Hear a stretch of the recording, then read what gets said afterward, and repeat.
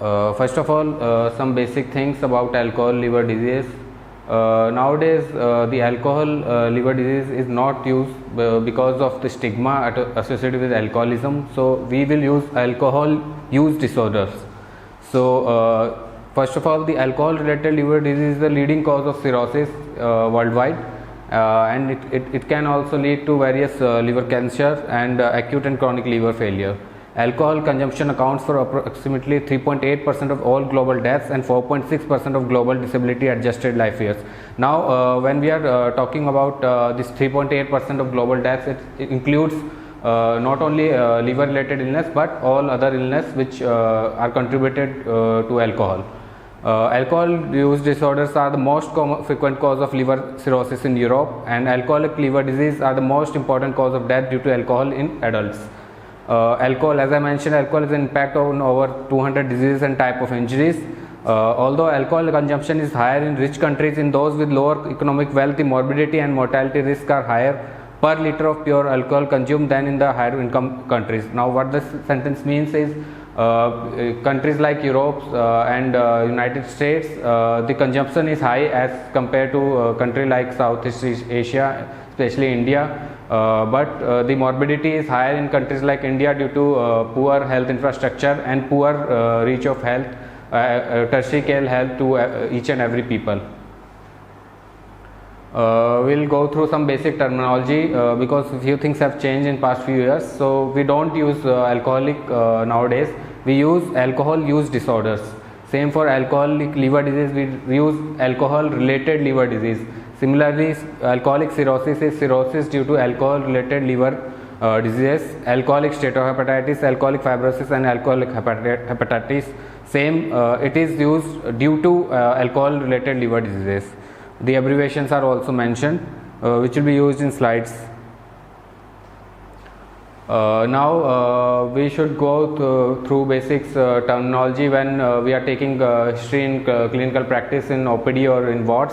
What does a drink mean, what is a heavy drink mean, or what does binge drinking means. So the quantification of alcohol is not easy because in each country the amount of alcohol varies in different types of liquor. So we basically have three main type of liquor which are being consumed worldwide, being beer, whiskey and wine. So we will be discussing the amount of alcohol which is contained in all this in next slide. For the statistical purposes, WHO has defined as 10 gram of alcohol for per drink. However, 14 gram of alcohol is defined as one drink, standard drink, according to dietary guidelines. Now, what is heavy episodic drinking? It is defined as more than 60 gram of pure alcohol on one occasion. And same for binge drinking is for consumption of 4 or more drinks in 2 hours. This chart beautifully describes the amount of alcohol which is contained in most commonly consumed liquors, beer, wine and hard liquor, 5%, 12%, 42.8%. So the thing is, the amount of alcohol is same in all these things. So this helps in documenting the history when a patient presents to you in clinics. So the threshold is also mentioned. For men it is 3 to 6 cans of beer, 3 to 6 glasses of wine and 3 to 6 drinks of hard liquor. So the short term ingestion of alcohol as little as 80 gram of alcohol over 1 to several days can result in irreversible hepatic steatosis. Severe hepatic injury is develops when there is consumption of more than 80 gram of alcohol per day, and it will the risk will increase with 80 gram per day, but if a person is taking more than 160 gram per day, it is frequently associated with liver alcohol related liver diseases. Now the safe limits, because whenever you are sitting in clinics, you will be encountering patients who will ask कि doctor साहब हम कितनी दारू P सकते हैं, and for such questions the answers the first answer will be obviously that there is no such thing as a safe limit. Even especially if a person is having some comorbidities, you should just straight up say कि you just avoid alcohol. However, in patients who don't have any alcohol related liver disease or have not developed any steatohepatitis, You can recommend limit no more than 2 drinks for females and 3 drinks for males per day. Similarly, in men consuming more than 4 drinks per day, and in females more than 3 drinks per day and 14 drinks per week and 7 drinks per week in females, it is frequently associated with alcohol related problems. This is a diagram which clearly shows the gross morphology of the liver in a patient with healthy liver, and this is with steatosis or steatohepatitis. Now this thing is reversible, so even a person who is taking alcohol for 60 grams per day for 2 weeks, these things in 90% of patients you will find this thing. However, this thing is reversible. So if a patient is asked to abstinence from alcohol, this thing is reversible in 6 to 8 weeks. However, once this thing, liver cirrhosis and this thing develops, it is not reversible. So the main aim of our clinical practice should be to hold the illness in this phase only. Now the various factors which affects the alcohol related liver disease, the first and most common thing will be the gender. Females are more prone to develop alcohol related liver diseases. It can be attributed to the fact that females have more estrogen, and it is linked with the increased permeability of endotoxins in the gut liver axis. Similarly, the various expression patterns of alcohol inducing hematopoiesis enzymes are there, and small distribution of volume of alcohol in women will contribute to more prevalence of alcohol related liver disease in females as compared to males when equal amounts of alcohol is consumed. Different races are more prone to alcoholic liver disease. The Asians, because of alcoholic dehydrogenase has no enzymatic activity, and African Americans are more susceptible as compared to Caucasians. Similarly, various comorbidities and other illnesses which a person has can perpetuate the illness itself, like viral hepatitis secondary to hepatitis C or hepatitis B, various iron overload, and NASH related. NASH has been a focus of research in recent times because it is being attributed to more and more chronic liver disease in past few years. Now we'll discuss the basic alcohol metabolism, how alcohol is metabolized in body. So basically alcohol is metabolized in hepatocytes. The main enzymes which are alcohol dehydrogenase and cytochrome P450-2E1. The third are peroxisomes, but the amount of metabolism for that enzyme is very low. Majority is from alcoholic dehydrogenase. It is 80%, 75 to 80%, and it is cytosolic enzyme. Similarly, cytochrome P450-2E1 is an endoplasmic reticulum enzyme, and it shares for around 10 to 20%.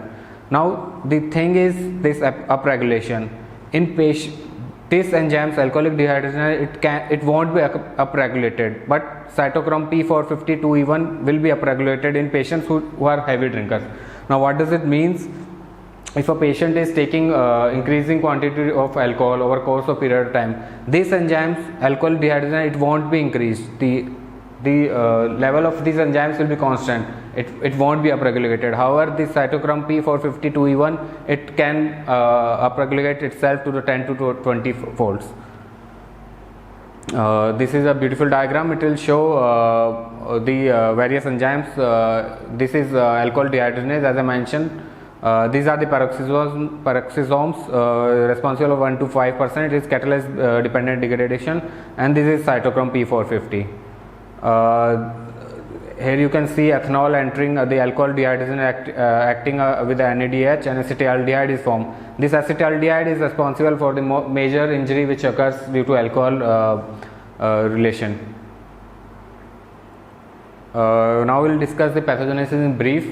The major pathogenesis which can be phases of alcohol related liver disease will be steatosis and steatohepatitis and cirrhosis. The steatosis is defined as accumulation of fats in liver in broad term. Now why does it happen? Because it occurs because of disrupted lipid turnover. The various enzymes PNPLA, 3TM652F2 protein enzymes involved in lipid processing. This will cause disrupted lipid turnover. Similarly, decreased fatty acid oxidation, increased fatty acid and triglyceride synthesis, and increased fat entry in liver are responsible for disrupted lipid turnover. This in turn will lead to development of steatosis. Now the steatohepatitis, as it means, it just means there is inflammation in the background of steatosis. So basically cholestasis in liver and simultaneously there is inflammation of liver tissues. We have steatohepatitis. In this we can see Mallory Dank inclusion body on the pathology. Similarly, inflammatory infiltrate of polymolecular cells are there. Now these things, centrilobular hepatocyte ballooning and chicken wire like fibrosis network, these are classical of alcohol related liver disease. So whenever if we are in doubt and we go for liver biopsy in patients suspecting of liver disease, which we often don't do because most common you can easily make diagnosis of alcohol related liver disease on clinical basis. So but in case if you are in doubt and biopsy is ordered, these things are the hallmark of alcohol related liver disease.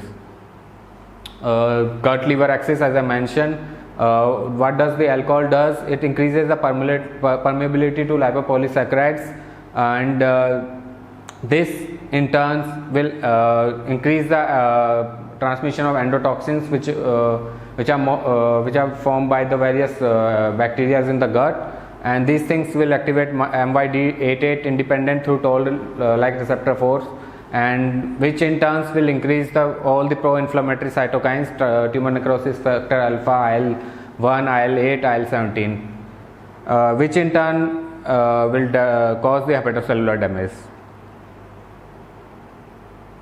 Now the end result, the fibrosis. Fibrosis will occur with two things simultaneously happening: increased fibrogenesis and decreased fibrinolysis. Decreased fibrinolysis will be contributed to the down regulation of various metal proteinases, whereas the increased fibrogenesis will be related to greater than 10-fold production of collagens and various glycoproteins, proteoglycans and glycosaminoglycans responsible for the fibrosis.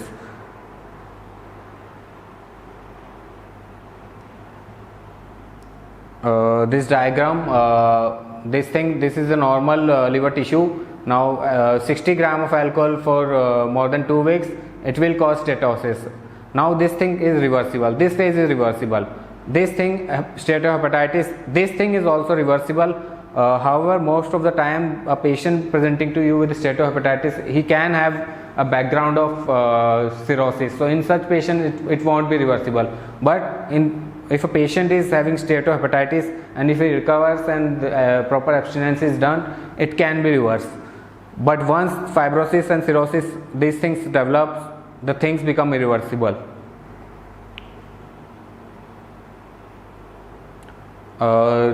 First, the alcohol, the spectrum of alcohol related liver disease. The first thing is alcoholic fatty liver. Fatty liver is common finding in 2/3 of heavy alcohol drunkards. It is not considered benign anymore. Earlier on ultrasound findings, when we used to see fatty liver grade 1, fatty liver grade 2, we used to assure patients that there is nothing to worry about. However, it has been seen that these things are related to development of chronic liver disease in futures. So we should catch the disease in this early phase itself and ask the patient to abstinence from alcohol from developing any further complications. It can be assessed radiologically, more common use ultrasound. Asymptomatic in majority patients, but few patients can present with right upper quadrant discomfort, some gastritis symptoms. Liver function tests will be normal or they will be mildly increased but not increase in a level which will be alarming. Liver biopsy, if done, microvascular steatosis, predominantly the centrilobular zone. This is a hallmark, and the prognosis in such patients is that 18% of these patients can develop into cirrhosis in median 10 years. So that's why the thing not benign anymore is being related to this thing, because 18% is a very high percentage for such patients to develop cirrhosis. and 6% mortality in these patients can be seen. So that's we can easily deduce that alcoholic fatty liver is not considered as benign anymore. Second, alcoholic hepatitis. It is basically the inflammation of liver tissues. Recent onset of worsening of jaundice should be alarming in such patients who are taking alcohol significantly. Clinical diagnosis of alcoholic hepatitis is defined as a rapidly development of jaundice in such patients and liver related complications. There will be rise in bilirubin and derangement of AST and AST and ALT. The rise will be not more than 400, but the ratio between AST and ALT will be 1.5. The mild and non-specific patients can develop more severe deep jaundice and hepatic encephalopathy, but not all patients will develop this. This is usually self-limiting illness, but in some cases this systemic inflammatory response can set in and it can cause further complications. Third is alcoholic cirrhosis. It is a terminal stage of alcohol related liver disease spectrum. It can occur with or without hepatitis, and similar presentation as compared to any other hepatitis. It is the end result of any hepatitis. So patients developing liver cirrhosis due to any reason, which can be due to hepatitis related to hepatitis B or C, or any hemochromatosis or Wilson disease, or numerous factors, this presentation will be same. The most common signs will be the development of portal hypertension, and synthetic functions of liver will be decreased. There will be hypoalbuminemia, and there will be the PT-NR will be deranged in such patients, and further complications due to improper ammonium metabolism, patients can develop hepatic encephalopathy. This is a very beautiful slide in which we can see the four clinical spectrum of alcohol-related liver disease. First is the alcoholic fatty liver. It is asymptomatic. You can get it done on USG, normal or slightly elevated enzymes. Alcoholic hepatitis in this patient will present to you with various broad spectrum of symptoms, and this is more of a clinical diagnosis, as I mentioned. The AST and ALT will be raised, but not more than 400. The ratio will be 3 to 5 times of AST and ALT. Cirrhosis can present with hepatitis and without hepatitis. Now, without hepatitis, patient will be most compensated, and in decompensated patient will present with you cirrhosis, hepatic encephalopathy, or spontaneous bacterial peritonitis. However, in compensated, the liver enzymes will be normal or borderline elevated. But in case of background of hepatitis, if a patient is presenting cirrhosis, there will be elevation of bilirubin. Now, all these things are necessary for the treatment, initiation of treatment, because in the patients with hepatitis, the role of steroids are there. So we need to know what kind of patients we are dealing with.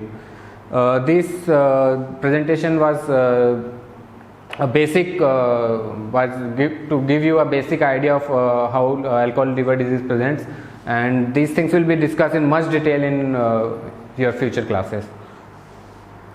Thank you.